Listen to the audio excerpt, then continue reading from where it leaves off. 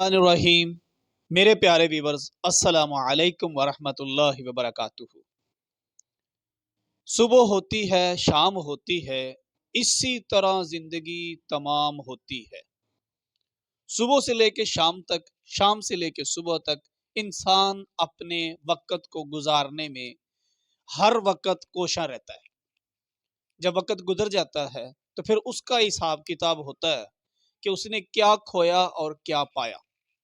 جو ہماری پچھلی زندگی گزر گئی، آج 2023 کا پہلا دن ہے، سال 2023 کا پہلا دن، جس میں ہم بات کرنے جا رہے ہیں۔ دیکھیں، ہم الحمدللہ مسلمان ہیں، ہمارا کیلنڈر اسلامی کیلنڈر ہے، لیکن کیونکہ یہ ایک چل رہا ہے کیلنڈر، عیسوی کیلنڈر کے حساب سے، تو ایک ہم نے بات کرنی ہے وقت کے گزر جانے پر اور آنے والے وقت پر انسان کیا کھوتا ہے اور کیا اس میں کامیابی حاصل کرتا ہے، آگے چل کے وہ اس سے کتنا فائدہ اور نقصان اٹھا سکتا ہے۔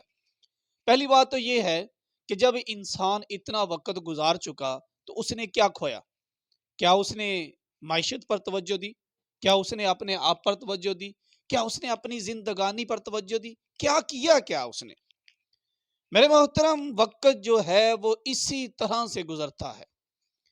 میں نے آپ سے صرف یہ کہنا ہے کہ اگر آپ چند ایک باتوں پر عمل کر لیں تو آپ الحمدللہ کامیاب ہو سکتے ہیں، اور ایسی کامیابی کہ آپ کے تصور میں بھی شاید وہ نہ ہو۔ لیکن اگر آپ صرف ایسے ہی وقت گزارتے رہے تو پھر ناکامی ہی ناکامی ہوگی۔ کیوں؟ آپ ایک طرف کسی ایسے شخص کی بات سنتے ہیں جو صرف آپ کو یہ کہتا ہے کہ فلاں گول بنا لو، فلاں یہ کر لو، اتنے سال کا ٹارگٹ لے لو، فلاں کام کر لو، وہاں آپ کو کامیابی مل جائے گی۔ لیکن میں اس سے ہٹ کے ذرا بات کہنا چاہتا ہوں۔ میں کہتا ہوں کہ صرف اور صرف ایک دن ایک دن آپ نے اپنی نظر میں رکھنا ہے اور کامیابی آپ کے قدم چومے گی۔ اب آپ نے کیسے یہ کامیابی نے آپ نے قدم چومنے ہیں؟ وہ اس لیے کہ سب سے پہلے جو شخص وقت کی قدر نہیں کرتا، پھر وقت بھی اس کی قدر نہیں کرتا۔ سب سے پہلے جو انسان وقت کی قدر نہیں کرتا، پھر وقت بھی اس کی قدر نہیں کرتا۔ تو وقت میں سب سے پہلے کیا آتا ہے؟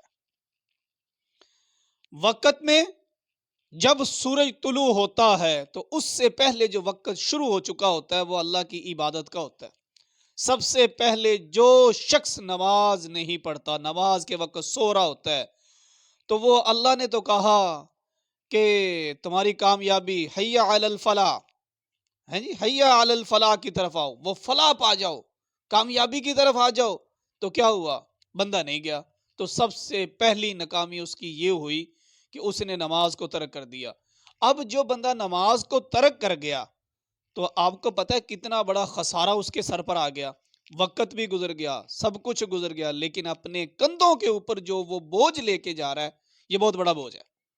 اس کے ساتھ دوسرا کہ جب وہ اپنا ایک ٹائم ٹیبل سیٹ نہیں کرتا، دنیا کے اندر رہتے ہوئے دونوں چیزوں کو ساتھ لے کے چلنا ہے۔ جو بندہ دونوں چیزوں کو ساتھ لے کے چلتا ہے اس کے لیے کامیابی ہے، اور جو بندہ دونوں چیزوں کو ساتھ لے کر نہیں چلتا وہ دنیا میں بھی ناکام ہے اور آخرت میں بھی ناکام ہے۔ اب کرنا کیا ہے؟ سب سے پہلے ہم نے اپنے وقت کی قدر کرنی ہے۔ سب سے پہلے فجر کی نماز پڑھنی ہے، پھر اس کے بعد جتنی چاہے 1 آیت، 2 آیت، 10 آیت تلاوت قرآن مجید کرنی ہے۔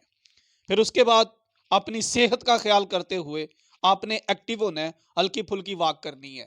پھر اس کے بعد جناب اپنے ٹائم ٹیبل کو بناتے ہوئے آپ نے جو بھی معیشت کا کام ہے آپ اس میں من لگا کے کام کریں، اپنا ٹائم ٹیبل بنا لیں۔ 4 گھنٹے، 5 گھنٹے، 6 گھنٹے، 8 گھنٹے، جتنا وقت آپ ڈیسائیڈ کریں گے اتنا ہی آپ کو ثمر ملے گا۔ اس میں آپ نے اس بات کا خیال کرنا ہے کہ آپ نے فضول خرچی نہیں کرنی۔ اس میں آپ نے اس بات کا خیال کرنا ہے کہ آپ نے اللہ کے راستے میں خرچ کرنا ہے۔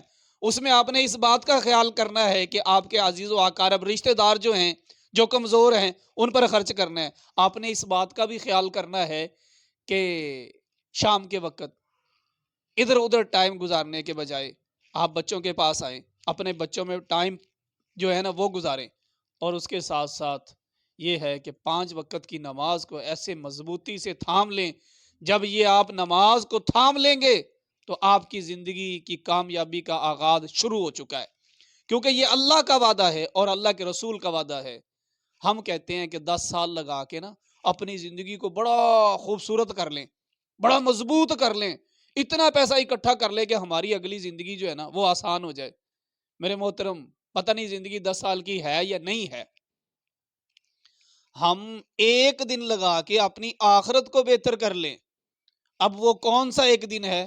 بس وہ دن ہے جو سورج کے ساتھ نکلتا ہے، جس پر سورج طلوع ہوتا ہے، اسی دن کو ہم نے اپنا بنانا ہے۔